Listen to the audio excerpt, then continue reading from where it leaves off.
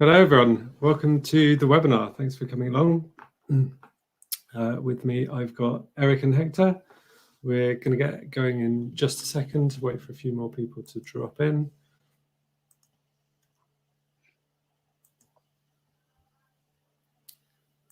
Hector, Eric, can you see the chat okay there? Yes. Cool.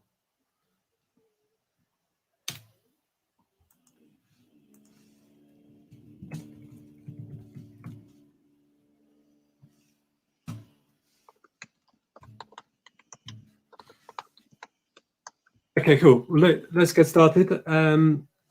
Welcome to this webinar by Pragmatic with WP Engine and Zephr. We're looking at a challenge that's current for many publishers and larger organizations right now, which is, in short, how to drive as much value as possible online.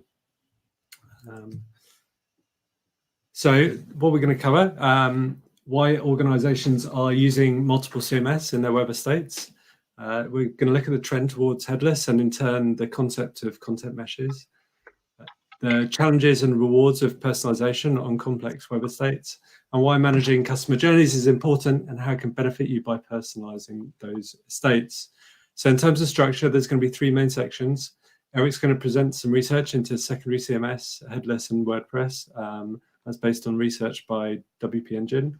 I'm going to jump into a look at the challenges of multiple revenue streams, Harlequin web estates and personalization. And then Hector's going to look at, take us through the state of play of personalization, especially with regards to cross-estate, customer journey orchestration. And then we're going to do a quick roundup, and then there's going to be some Q&A. If the webinar is not clear or there are any technical issues, please just shout out in the chat channel. There's also a question section and a poll section.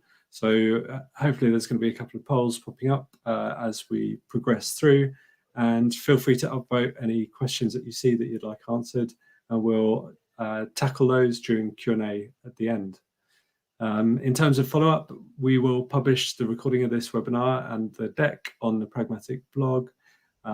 Should be today or tomorrow, and you can sign up for emails right at the Pragmatic website, and we'll let you know if you don't want to keep checking back. Okay, so let's introduce our host today. So we've got Eric Jones from WP Engine.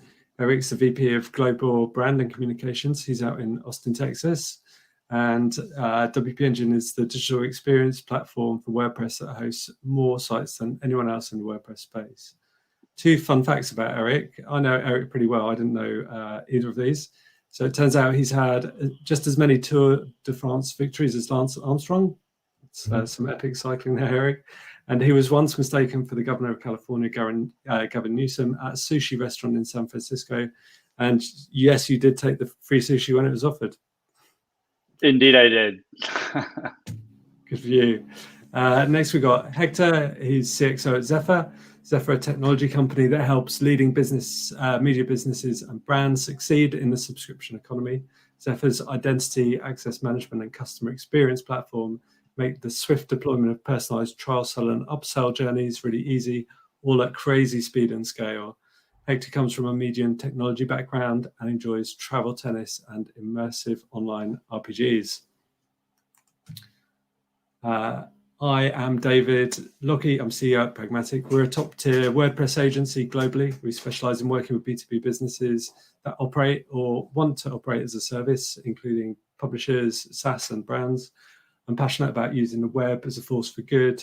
I did zoology for a degree, so I always look at things from a kind of evolutionary ecosystem lens, and I like trying to keep fit and thinking about future tech and jamming out some music. So why do we work together? Essentially, we all offer complementary services. Put simply, WP Engine host, Pragmatic consult, design, and build, and Zephr provide a product that takes WordPress into the enterprise space and beyond. We all share belief in a best-of-breed architecture and share values about trying to deliver maximum value to clients. We all make serious investments into a partnership ecosystem, and that believe that working together we can we can bring technologies to clients that are going to drive fundamental and profound organizational change. And frankly, clients often need our services at a similar time. If you're going to do a web project, then you'll bump into us. So it's good for us to be good partners.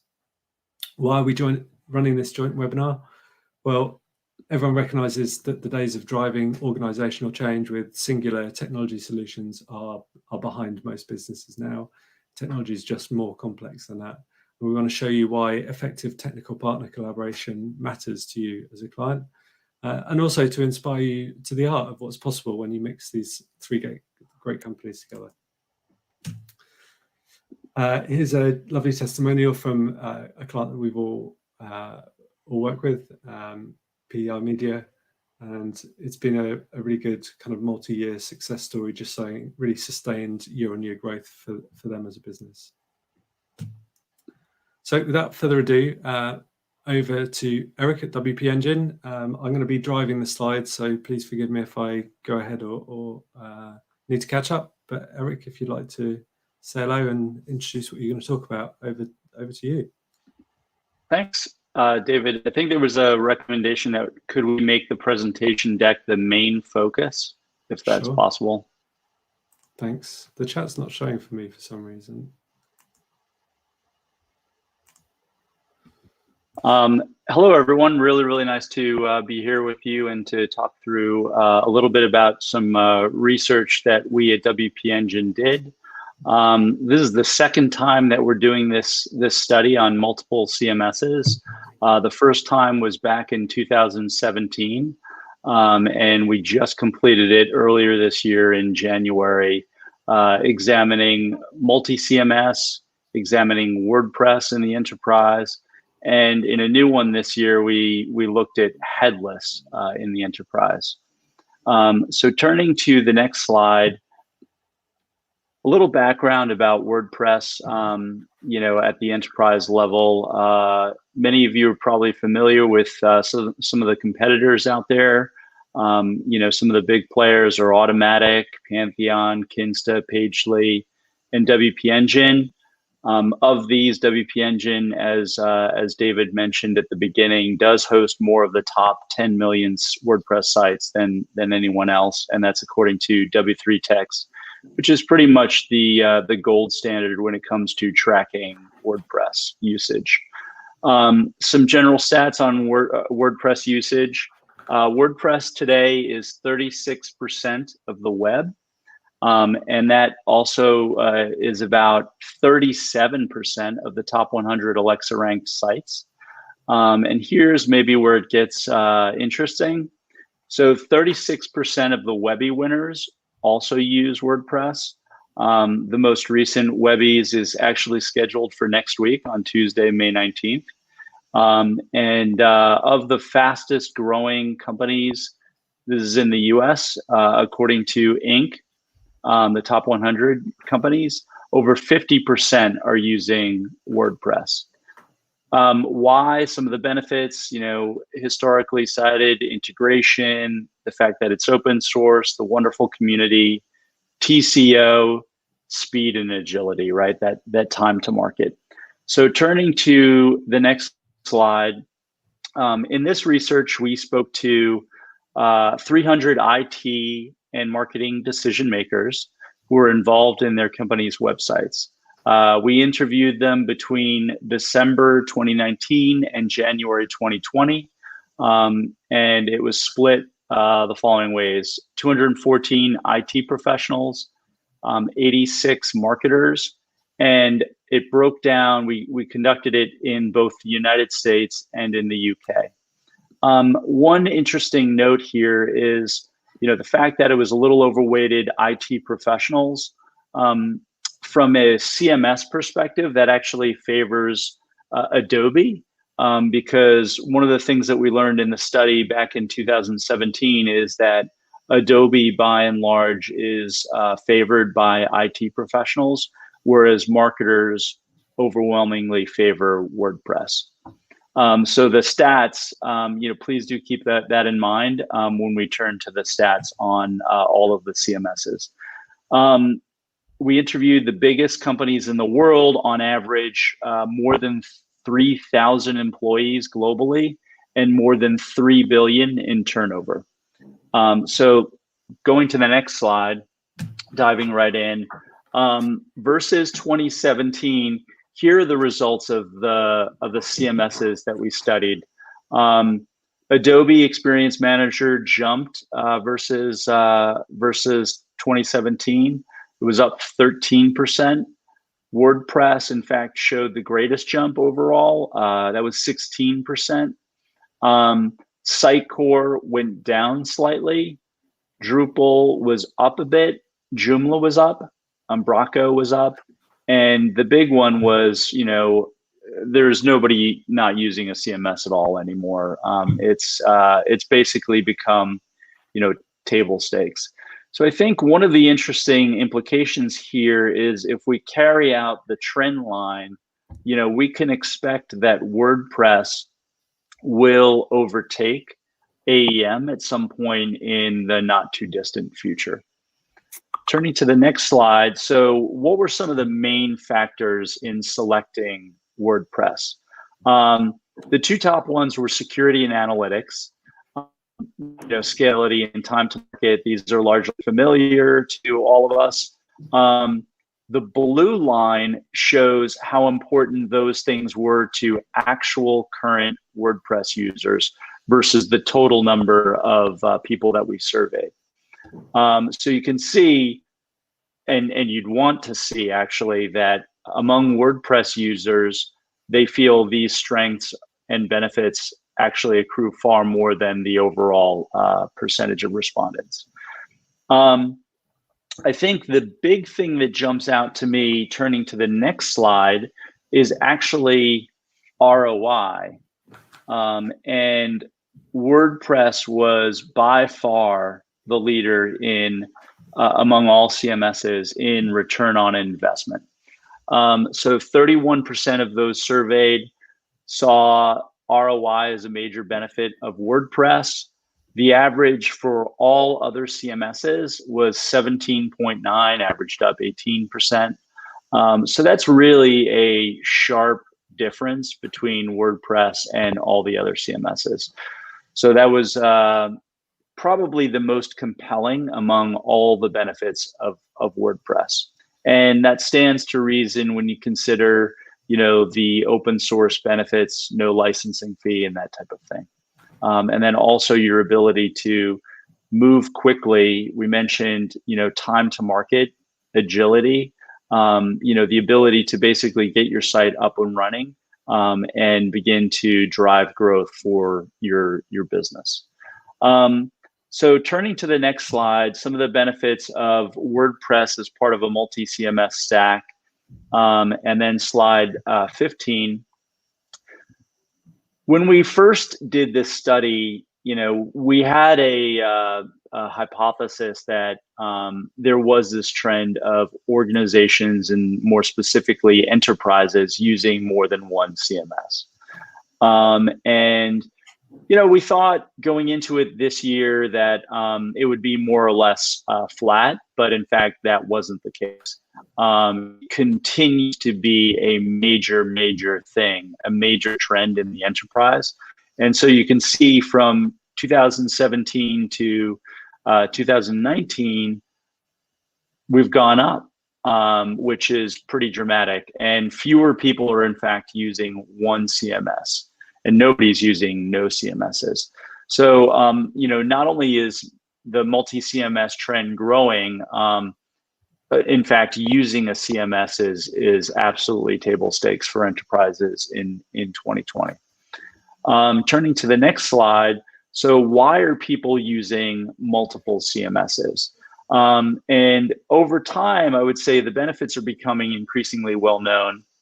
In 2019, all respondents were able to cite at least one advantage of the approach. And organizations can expect improvements in their agility, as well as greater ease of use and faster time to market when working with more than one CMS. Meanwhile, 1 in 5 recognize that having more than one CMS can be a great opportunity to explore headless approaches within their organization. So you see that on the far right. We did not examine headless back in 2017, so that's why there's no comparison. But that's still a pretty healthy benefit. I think these benefits point to a much better overall experience for CMS users and organizations, especially when you consider it in aggregate. For those organizations that can find and implement the right combination of CMSs, the potential rewards are considerable. Turning to the next slide. For a small group of those surveyed, you can see, essentially there's going to be no change in the CMSs that they use. But for everybody else, they either plan to change to use different CMSs or expand to use different CMSs. And so when you examine the breakdown by the US versus the UK, the timeline for those CMS changes, it averages out to be within the next year or so. So no signs that this trend of multi-CMS usage is going to slow down anytime soon. Turning to headless, and then the next slide, please. We can see here that with 53% of all enterprises currently using a headless approach, there is enormous appetite for headless adoption and implementation. Of the 47% who are not currently using headless, a full 80% of them plan to evaluate it within the next 12 months. So turning to the next slide, what this means is by the end of the year, we could very quickly be at 90% use of headless approaches, which is nothing short of staggering. When we did the study, when we were preparing it, back in 2019, we thought usage of headless in the enterprise might be around 20-25%. But to see these statistics, over 50%, and we could very well get to, roughly 90% by the end of the year. It just shows the value clearly that enterprises are getting from headless, the flexibility that it provides, and the ability, to avoid the issue of re-platforming and to use, technologies, investments that they already have. Turning to the next slide.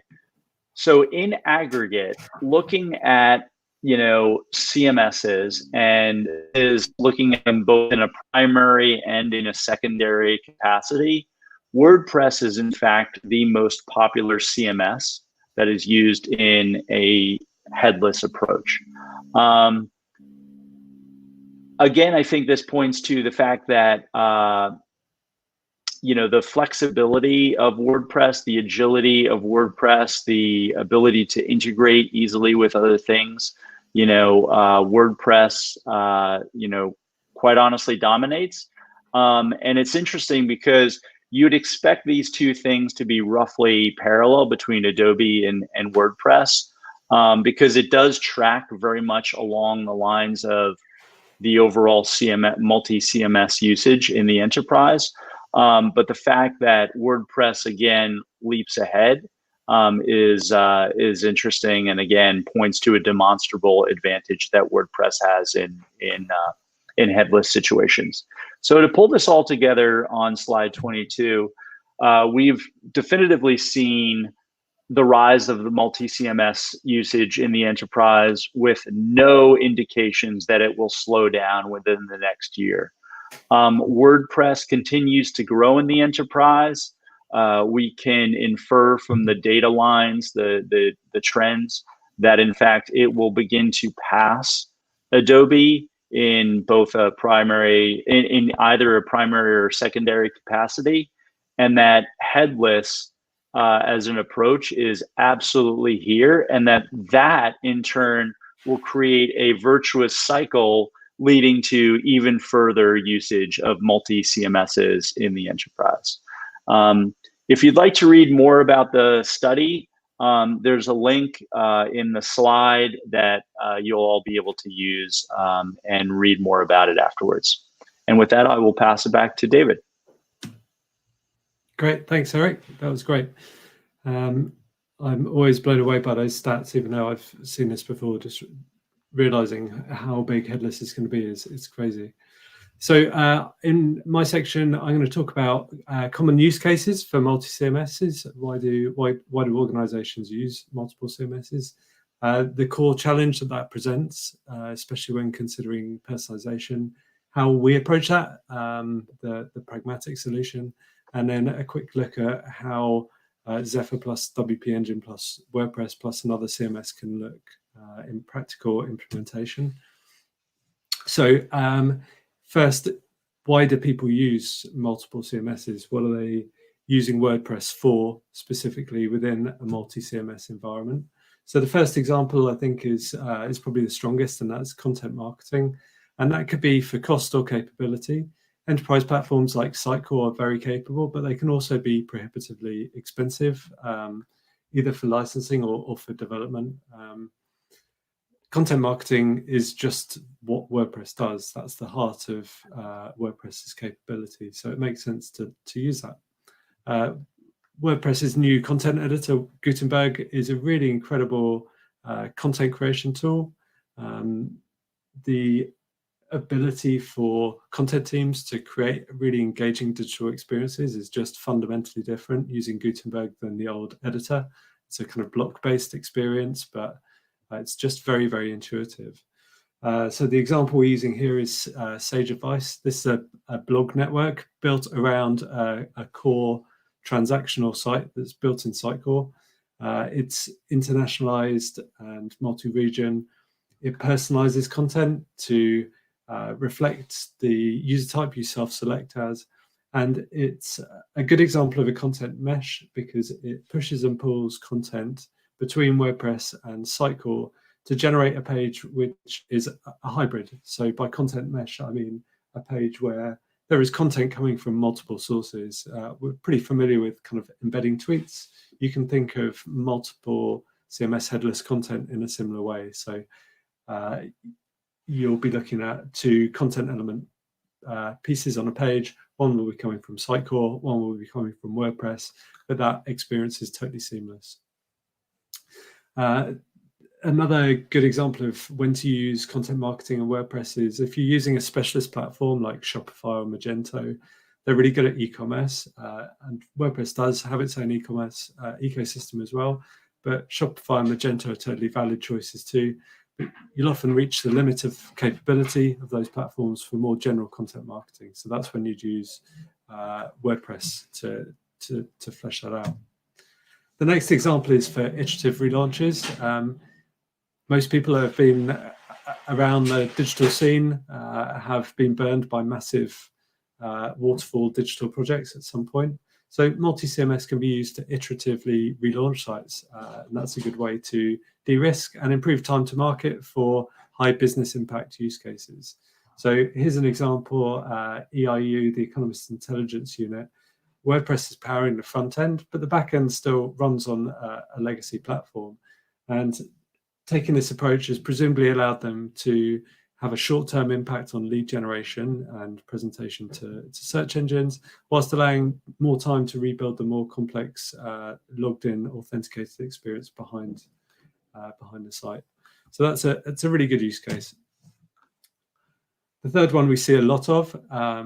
So this is not the first time we've heard this, and it's not this organization, but we've heard multiple enterprises that have substantial internal developer teams, but they have Scrum backlogs that are full for the next 6 months or even longer. So they just can't handle anything that's rapid or responsive. And sometimes an organization just needs a website faster than that internal capability can manage. So In this example, Danone have done a product launch, and that was just something that needed to get up. Another good example, though, would be like a crisis response site. So we've seen a bunch of that with COVID-19, previously with things like the Grenfell disaster. WordPress can be a lot faster and cheaper to use to stand these temporary or kind of initial versions of sites up, and often they end up evolving into just being the site. Bacardi, who we've worked with for years, use WordPress for all sorts of sites, but it's particularly useful for doing things like events or campaign microsites. In response to COVID-19, we've also seen a couple of really interesting direct-to-consumer plays from folks like PepsiCo and Heinz, who've never sold direct-to-consumer before, but are now leveraging platforms like Shopify and WordPress to start that D2C journey, which is really interesting from a business strategy perspective. Another kind of common use case is just that you've got like a multiple team based organization. That could be different brands, it could be different markets, it could be both. And sometimes organizational policy is just to devolve decision making around technology down to those local teams. And so in that case, you can very often end up with different CMSs operated by different teams. And we've seen that in a few organizations as well. So like, here's the problem statement. Basically, personalization is already hard. It's already hard to know who a visitor is. Very few organizations have good first-party data that they can leverage online. Not many organizations have kind of switched that mindset from this is what we do to kind of how we can help you. Like, how does an organization understand the intention of an individual visitor and talk to that?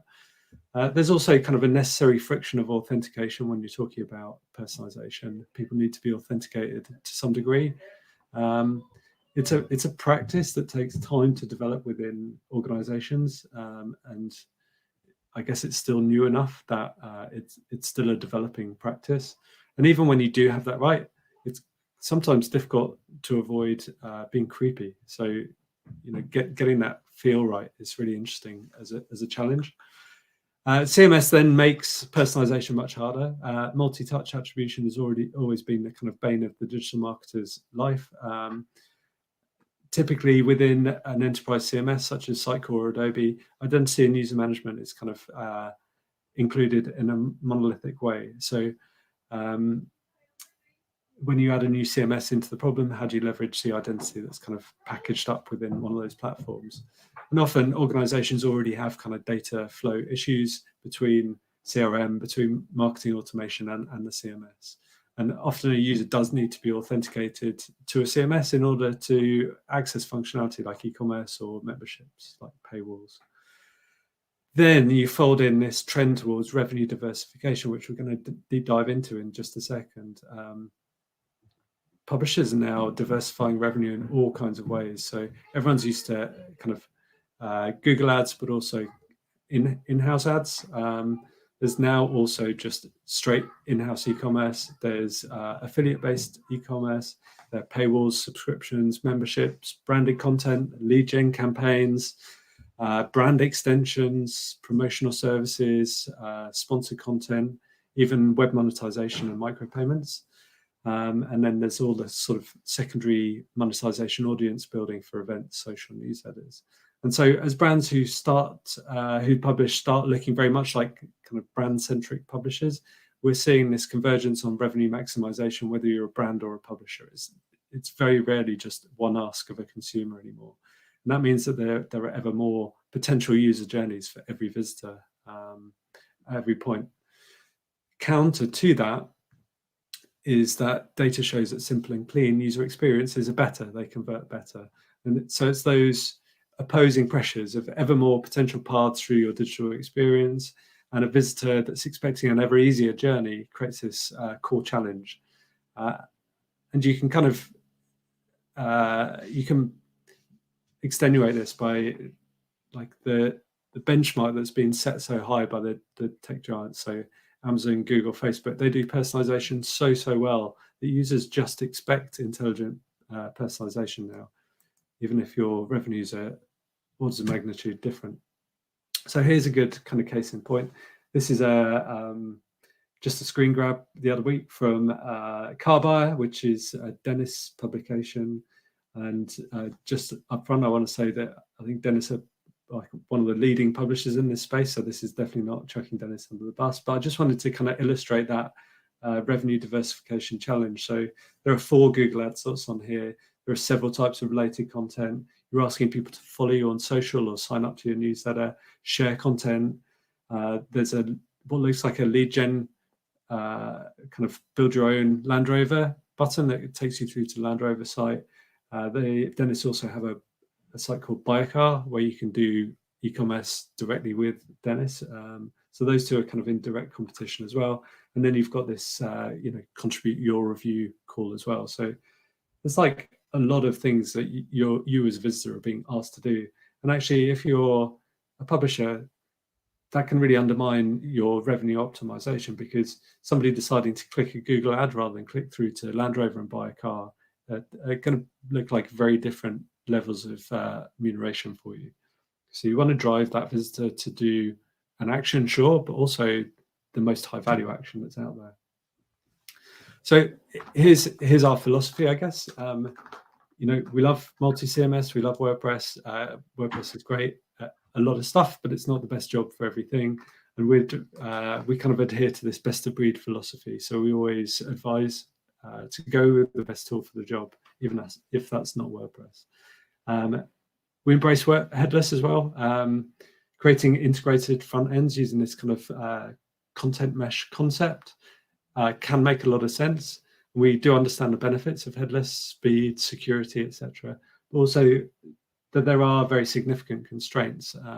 It can take away some of the flexibility that WordPress gives you. You can no longer just install a plugin and necessarily use it. It gives you a more complicated architecture, and it can also bring a much heavier developer overhead with it as well. So it's not always the right solution. If you're enterprise, you tend to be able to kind of work around those constraints. The next challenge really is to kind of solve those cross-estate user journeys, and this is really a UX and design problem more than technology. Understand your customer journey mapping. It could involve touch points with any part of your digital experience, any part of your organization, from sales through to support. They're all important and often handled by different systems. And then there's that need to ensure that those experience handoffs between different parts of the estate are continuous. So navigation, look and feel, continuity of messaging, tone, content, all that kind of stuff. And this, especially, of course, avoiding kind of broken links and dead ends. So once you understand what you need to manage for in terms of cross-estate user journeys, you're on to how do you solve the identity and data layer challenges. And it's critical that this experience continuity is powered by personalization as we dynamically change these pages between systems. So it introduces this need for cross-estate identity management, user orchestration, and data layers, and that's what Zephyr's for, and Hector's going to cover that shortly. But ultimately, what we're looking to try and achieve is this kind of next best action experience, where we're using whatever we can tell about this visitor, segmentation, personalization, to collapse all of those possible user journeys down at the time of visit to the best possible user journey for that particular user at that particular time. So just a real quick view of like practically how do you go about doing this. Technically, you can run WordPress as part of a multi-CMS estate using a subdirectory. You can use a reverse proxy, you can use subdomains, or you can indeed just use Headless. But there are a bunch of different options, different horses for different courses there. As a kind of high-level look at what a technical architecture might look like, just to help understand the flow. Here we've got 2 CMSs. We've got Sitecore and WordPress in the yellow kind of tools band at the front. Zephr sits right in front of both of those and controls the presentation of what's in that CMS out to not only human visitors, but also robots as well. So it can be really important for optimizing SEO, especially with Google's flexible sampling policy. And then the data that comes from both Sitecore, WordPress, and Zephr can get combined into one single data layer that's super rich. And so you can start feeding back into your BI processes this incredibly rich data that matches data from content and user APIs. It's very powerful. Okay, so we've written a white paper about this. It talks about personalizing WordPress. It focuses on B2B publishers, but a lot of the lessons are pretty transferable. It's available for free at that bit.ly link there.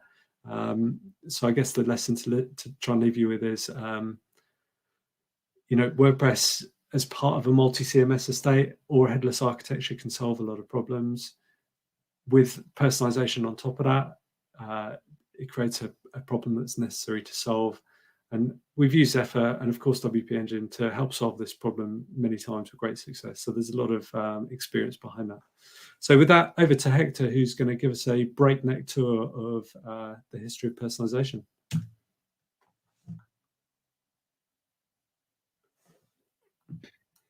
Yep, thank you, David. Sorry, just toggling the mic. Hi, everyone. My name's Hector, and I'm Chief Experience Officer at Zephr.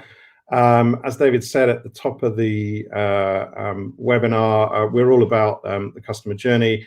We personalize it, manage it for a number of clients, and we help them create journeys that derive more value from their customers and give more value to those customers in return. So I'm going to go really fast today because I've got 12 minutes and quite a presentation which was geared for about 15 or 20. So the maths is against me, so we're going to go quite quick. I'm going to cover 5 things. So first of all, I'm going to start with customer journeys. There's lots of stuff been written about it, but I think it's worth just stepping back, taking a look at the past of what customer journeys meant then moving into what they mean now, and absolutely what impact they're going to have and how they're going to be shaped in the future. I'm going to touch on the subscription economy. We power the subscription economy in a sense. We help our clients capitalize on that, and I'm going to talk about how that really changes the dynamics of content distribution and value creation. I'm going to talk about a new generation of empowered consumers, an expectation generation, and the importance of personalization within their context.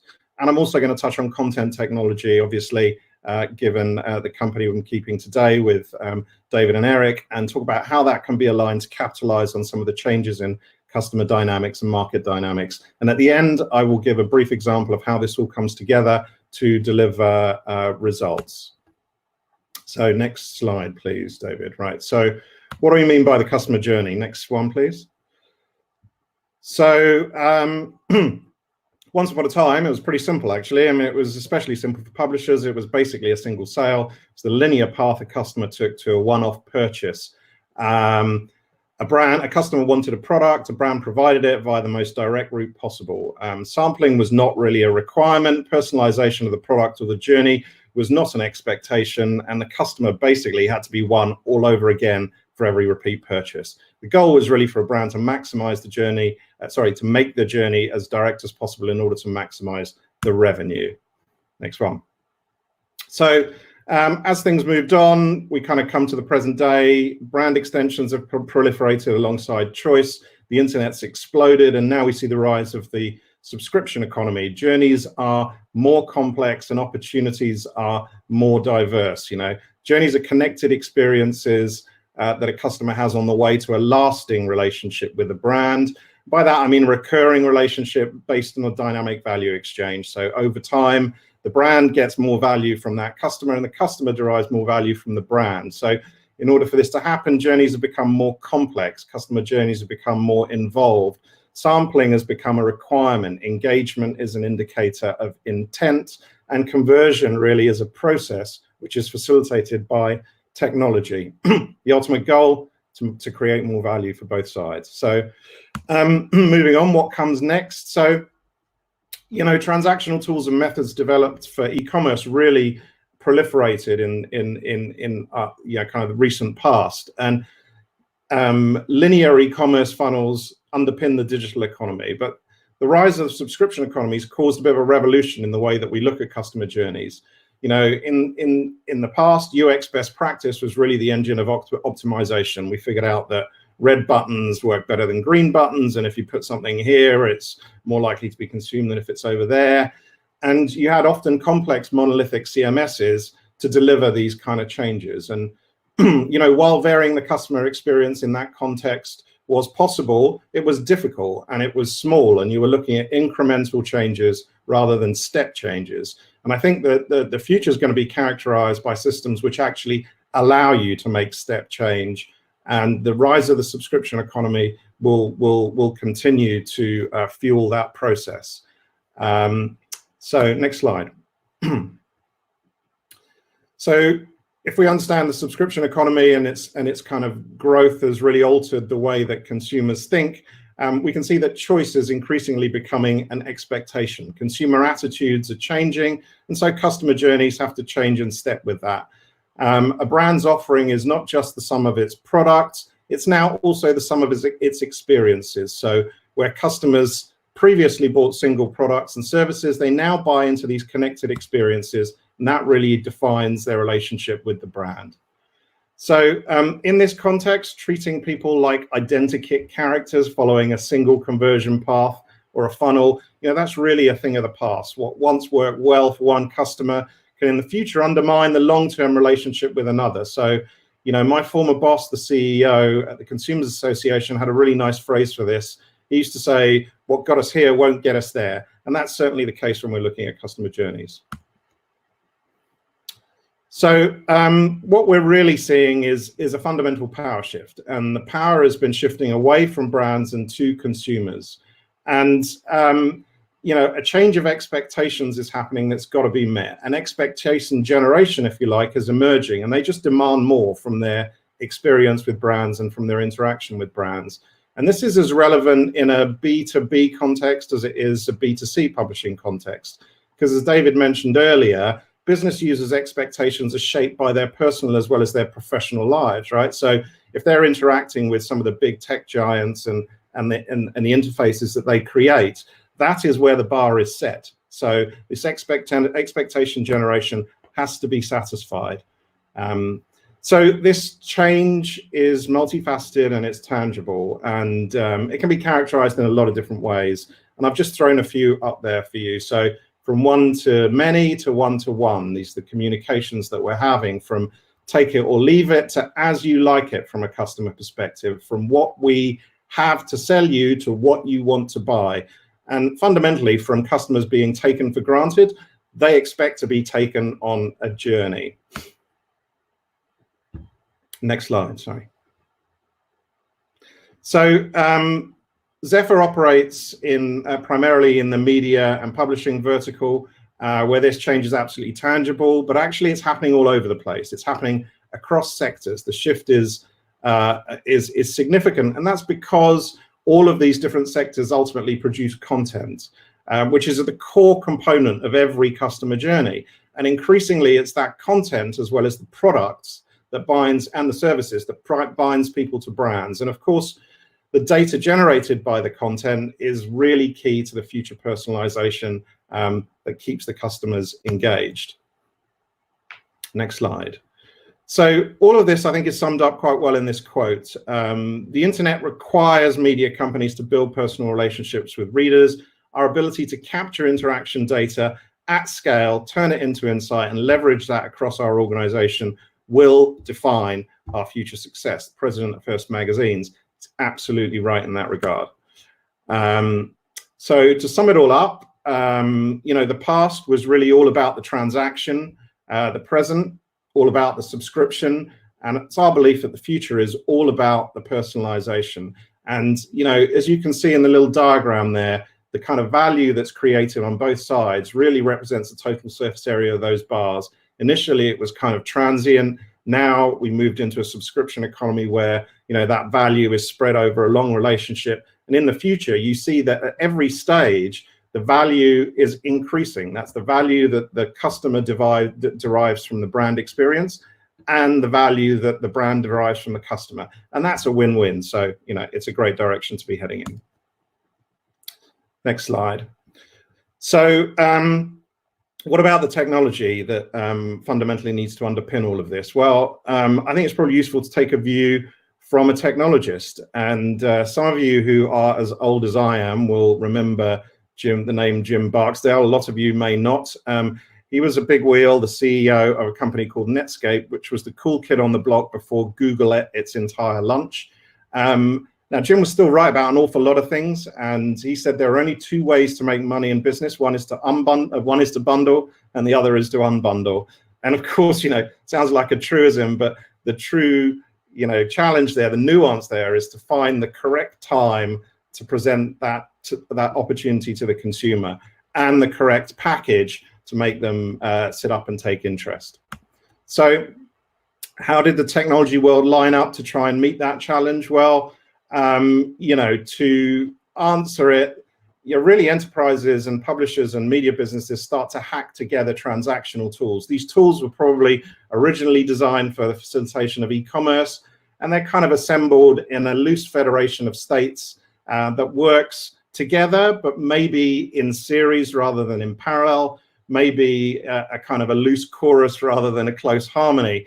And as a result, you've had development teams of publishing houses having to spend a lot of time maintaining those estates instead of focusing on innovation. And in the meantime, you've got marketing teams who are chomping at the bit to do kind of new cool stuff with these changing market dynamics, and they're held back. They're held back because it takes time, it's complex, and a lot of stuff is hard coded. Now, I'm not making a criticism of organizations or indeed the technology providers here. It's just an observation, right? I've been involved in quite a few major big transformational projects in publishing, and this is what I've seen. Technology is designed to enable businesses, but often is struggling to keep pace and creaking at the bursting at the seams. Next slide. So what does the future look like? Well, I think there's a few things going on. So first of all, personalized journeys, I would say that's what we do, but I'm sure that they're going to be at the core of things. Dynamic products, and I mean the ability to reshape the product based on the journey that the customer has had and the expectations that they want to be met, right? So it's not about what you have, it's about what they want. Deeper relationships, talked about that a bit already. It's not just the duration and the tenure of their relationship with you. It's also the amount of additional value you're able to create year on year. No-code technology, okay, it sounds a bit controversial. I'm going to come back to that. Hyper-flexible business models. Again, when you've got a situation of macro flux, a lot of shocks to the market, changing consumer dynamics, you have to be able to move fast, change your business model. And best-in-breed stacks, as Eric said, and then subsequently that was echoed by David. This is the future, not monoliths, because those are the things that give you the agility. Now, just tracking back a little bit, what do I mean by no code? Obviously, there's code, right? Technology, software runs on code and all of that good stuff. But I'm really talking about technology not being a barrier. This is the key. Commercial teams have to be able to act as change agents, and in order to do so, they need to be able to wrangle that technology, use that technology. So, a series of headless instances knitted together by a Zephr UI. This is fluidity. This is dynamism. It generates efficiency. It stimulates creativity, enables experimentation, and frees organizations up to be truly agile. So it's not the absence of code. It's code not getting in the way. It's not being a barrier. And in terms of the business models, you should be able to change those in a week. And again, David alluded to this. COVID presented certain opportunities to publishers, and many have been trying to accelerate their business models and transform, but been unable to do so. Lots of them have come to us, and lots of them are coming around to a best-of-breed approach. And just one final thing on deeper relationships. It's kind of worth noting that in order to understand a deeper relationship and the journeys that are associated with that, we have to understand that sometimes the things that customers come to you for are not always the things that make them stay. So a deeper relationship is not necessarily a linear increase in activity. For example, they might come to you for the news, but they might stay for the crossword, right? So an ability to visualize and manage the journey will tell you, will give you the indicators that will inform you about how to front up to that consumer and what a lasting, meaningful relationship means to them. So The final thing that I think, I would say this, I'm a chief experience officer, the final thing that is really, really super important is the actual experience. And that is both, kind of visual, it's kind of visceral, it's about the messaging, it's about the way the page is shaped, and the ability to dynamically change this for groups of customers and even individuals, is going to be really, really, really important, because the customer's experience early on with a brand will in large part define the type of value exchange and indeed the scale of value far, far into the future. So we talk about this experience economy, this expectation generation. It needs technology to support it. So what tools do we need to own? Do we need in order to own the future? Well, in order to do that, I think we kind of have to look at the present first. So this is a representation of the present. I mean, there are many ways of imagining it, but right now, if you imagine that's the customer journey, which is the series of colored lines running through the middle. Customers are moving from an unknown state through to registered, through to subscribed, through to retained, through to loyal and valuable customers, and so on and so forth. And in order to achieve that, there's a whole load of technology systems behind that are all working.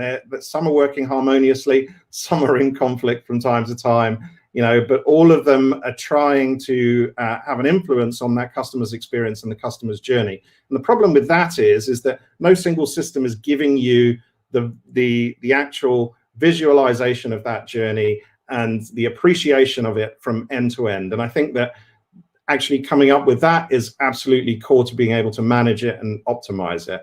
And so we move on to a future, and that's a future in which you have tools like Zephr. And what we do is we mediate between all of those different technologies and the customer. We're able to understand the parts of the customer journey that all of those technologies touch and manage the data flows to and from. As you can see, there's WordPress engine there, Pragmatic. David said he'd buy me a few beers if I made theirs front and center. But, an awful lot of technologies. I could have thrown a whole lot more in there. But ultimately, it's not the combination of technologies that you have. It's your ability to interpret the customer journey that will define whether you're able to be successful in this kind of new economy or whether you'll struggle. So moving on. One more, please, David. So just really, really quickly, our architecture, this is how we do it. Zephr can inject itself in place of the CDN and do a whole lot more than just accelerate pages.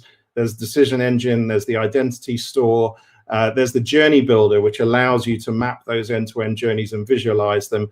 And then, of course, looking over to the right, that kicks out data and ingests data from the various other systems, whether that's a CMS, a CRM, an ESP, all of those different things.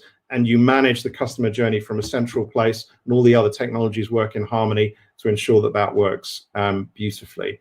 So really quickly, because I see we're running out of time, if we can move on to a really, really quick case study. This is a client of ours, global B2B information group, multi-site, multi-channel publisher on WordPress, extensive set of websites and databases. Challenge was to create capability to offer self-service subscription, which of course is one outcome of a really positive user journey, and dynamically generate product bundles, boost lead gen for offline sales and renewal. And that's really, really interesting because, this is the intersection of the physical and the digital, and, that's another big part of the future. So if we move on, our approach really was, as I say, we're a plug and play technology, best of breed. So we played nice with a whole bunch of other technologies within that customer's stack. And we were implemented as a result really, really fast. 5 sites, 60-day period, bang, it's in and delivering value. CDN delivering immediate ROI in terms of an increase in page speed. But actually the key benefits are around mapping the end-to-end customer journey, and then A/B testing and optimizing registration flows, product bundles, trials, so on and so forth.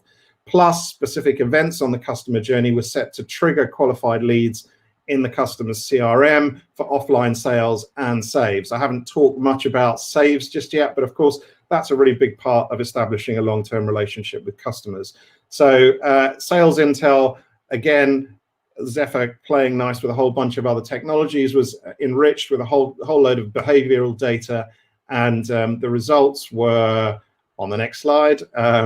Yeah, and they speak for themselves. Optimization, conversion of conversion journeys and sampling journeys saw a big boost to subscriber numbers over a short period of time at a very high conversion rate. And equally, looking to the offline, Zephr generated marketing qualified leads via these specific triggers that we identified on the customer journey, 30% uplift in offline sales, and an equally impressive increase in saves leading to renewals. So that's kind of it. It's a bit of a whistle-stop tour, but I hope you guys got some value from that.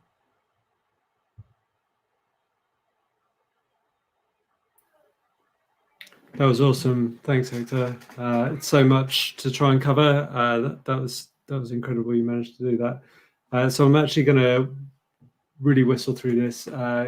Yeah, get content creation tools to empower your team, reach and engage all those stakeholders, create those simple, elegant, personalized journeys for everyone with frictionless experiences, and maximize the value to you and your customers. And then, yeah, I mean, get in touch with any of us to get started.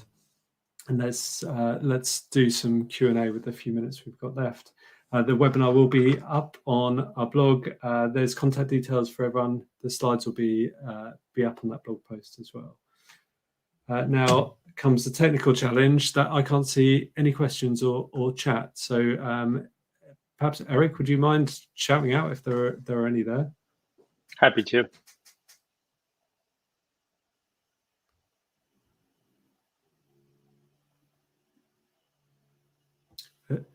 Can you see any in the chat? Are there any questions in the Ask a Question section? I'm not sure why. I do not see anything quite yet. Cool. Well, that's kind of good because we've used up the whole hour of talking anyway. Awesome. Well, if there are any follow-up questions, do drop them in response to the blog post. The contact emails will be in there, and we're always happy to continue the conversation. Hector, Eric, you're both absolute gents for joining us today. Thank you so much. And thanks everyone who came along. David, Yeah, thanks for having us. It's been a pleasure. We're good.